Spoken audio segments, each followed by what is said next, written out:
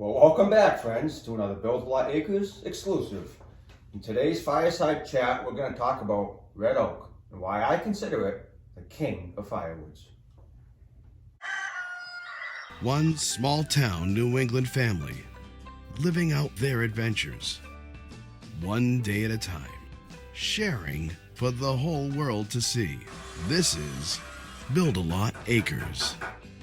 Please remember to like and subscribe if you enjoyed today's video.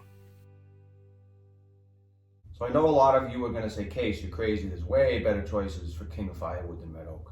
This wood has higher BTUs. This wood seasons quicker, etc., etc. While that may all be true, we have to look at it as a whole package. We can't just look at one piece versus the other. A lot of the firewoods may be really good in one area and not good in another area, but you've got to look at it as a whole, which is what we're going to do today. We're going to have a bunch of different metrics, which I've written down on this chart. Hopefully you guys can see it. We're going to go through them one by one. And at the end, you tell me in the comments whether you agree, disagree, if what I said makes sense, etc.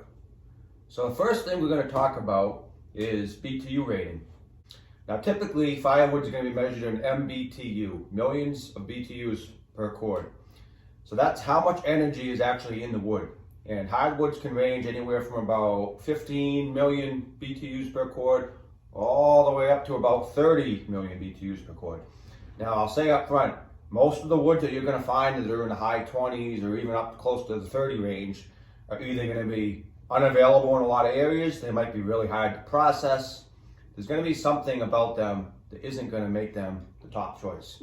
Where does red oak fall? Well, it falls at about 22 million BTUs per cord. So it's in the mid to mid-high range. Certainly not the best, and it's certainly not the worst. But BTUs, I would say, is one of red oak's better qualities. So what's the next metric we're going to do? Burn time. How long does it actually last in the stove? Can you get overnight burns? Can you have fires and not have to reload as often? Now I would say, again, red oak is certainly not the best. There's other woods that have better properties as far as how long they last, how much coals you get. There's also woods that burn much quicker than red oak. They leave big clumps in your stove and they may not catch as easily, which red oak catches easily. It lasts a long time and you can easily get overnight burns. So I would say that's another positive of red oak. Now we talked about two positives. We do got to talk about a negative, which is our third metric. Seasoning time. How long does it take for the red oak to go from split wood to wood that you can use burning in your stove? Now, you can't count the seasoning time until the wood's bucked and split. A lot of guys are going to tell you that the logs have been seasoned for 2 years. The wood doesn't season until you cut it and split it open. That's when you can start the clock. And from that point, it takes about 3-4 years. There's going to be hardwoods that season much quicker, maybe a year and a half. Like ash, for instance, you could almost burn it freshly cut, though I don't recommend it. You can certainly burn it within a year. Other woods, like red oak, are going to take much longer. 3 years, some people might even argue longer, but so that all that means is we need to be a little more prepared and diligent in our thought process. If you're buying wood from someone in, majority of the United States, there's a good chance a lot of that's going to be red oak. And if you're buying 1 year seasoned wood that's red oak, it's not going to be seasoned. It's not going to be anywhere close to that 20% moisture content, which is really the magic number you want to hit for seasoned wood.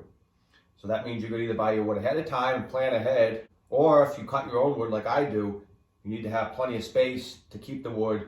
And what I would recommend is going what they call a 3-year plan. What does that mean? You're going to have your wood for 3 years already stacked and seasoning and ready to go. Now I got that idea from a forum I'm on. It's a firewood enthusiast specialty forum. There's a lot of knowledgeable people on there that are burning wood for decades and decades. It's called Firewood Hoarders Club, and if you want to burn wood, I would highly recommend joining a forum such as that. So we talked about BTU rating, we talked about burn time, we talked about seasoning time. The fourth metric we're going to talk about is availability. Where is red oak available? Well, this video is going to be geared mostly towards the United States and Canada because that's where the majority of my audience is and the people that watch my videos. So red oak grows all the way from the top of the Great Lakes, so mid-Canada, Ontario area, all the way down to the southern United States, Louisiana, Mississippi, Alabama. And it also grows all the way from the East Coast all the way over to about Minnesota. So really the only places you're not going to get it is going to be Western United States and Northern Canada. So unfortunately, those places don't have a lot of hardwood trees in general. It's not just red oak. They have a lot more softwood trees, your pine, your fir, those kind of trees.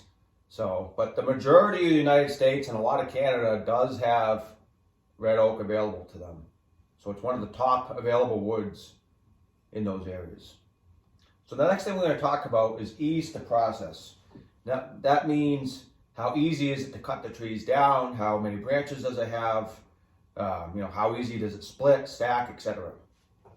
So I'm going to say, after processing multiple types of wood, just a quick list: black birch, yellow birch, white birch, shagbark hickory, pignut hickory, hard maple, soft maple, cherry, white oak, red oak, black locust, elm, pines, etc.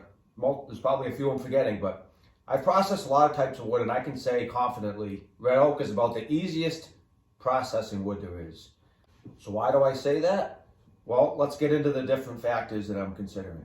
It grows with minimal branches, so there's not a lot of knots, and the branches it does have are typically large, so they're almost like trees in of themselves. It grows very straight, so it splits very straight. There's not twists in the wood like there is with some other woods. And it's just a dream come true, honestly, to split. You could almost split it with a butter knife in some cases. And the last thing about the ease to process is that because it grows straight and splits straight, you can make nice square pieces, and it stacks very nice. You can get the stacks fairly tight, fairly straight. You don't have to worry about lean or angle on the wood, so you don't have to worry as much and take as much time trying to stack it. It's very easy to work with. Probably the easiest wood to process that I've ever used. Red oak is so easy to process, it sometimes actually splits itself. I took care of a large red oak that went down in a storm, and the way that the tree split and fell, when I started bucking it with my saw, it actually was already pre-split.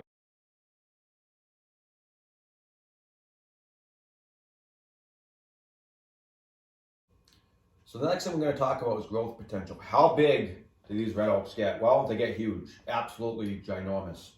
I have pictures of me standing in front of an 8-foot diameter red oak tree at Quabbin Reservoir, which is a large lake in Massachusetts, about 45 minutes from me.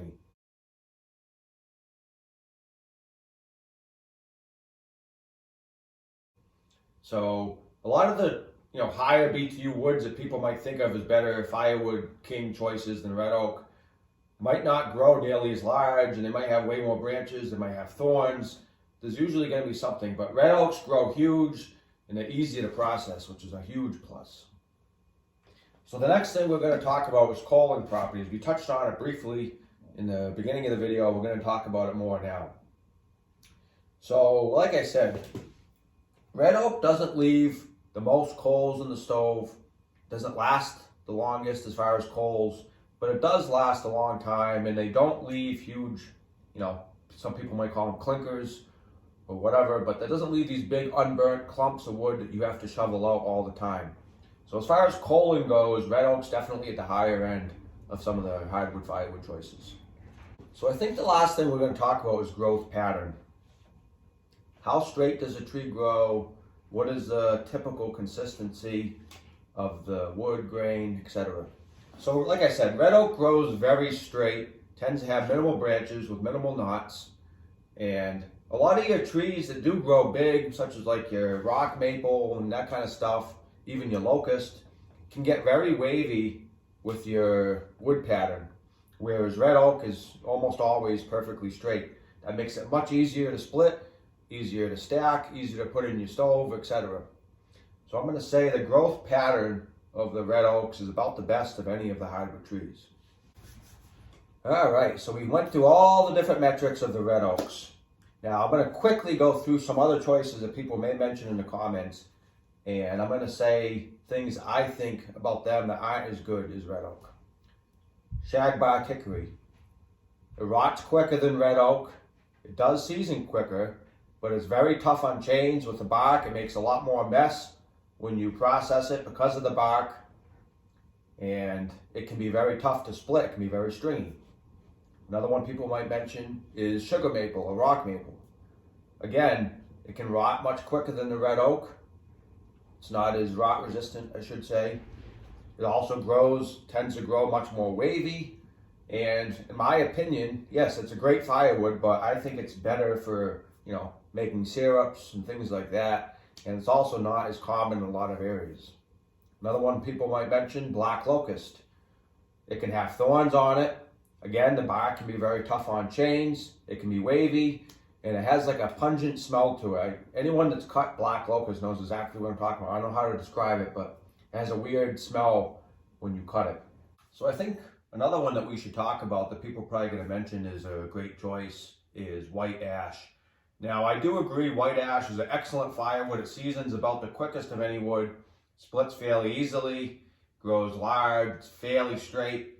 However, the big problem with ash is the beetles are destroying many of them. Many of them are dying, and in coming years, it's going to be much, much less available to many people than it is now.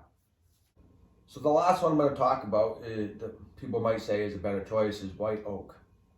Now, white oak is a great firewood, but it can be much tougher to split. Some white oak splits like a dream, and some of it is very stringy, almost like hickory, or not elm to that extent, but it can be much tougher to split than the red oak, and it takes just as long to season.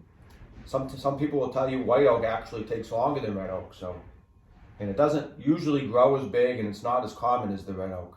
So I know some people might mention Osage orange or hedge. I've never had the opportunity to burn that. I don't have any in my area, so I can't comment on that. But if you have any other woods that you think are better choices for king of firewood than the red oak, please let me know in the comments. Maybe we can get a discussion going. And I hope you guys enjoyed today's video. I will see you guys next time.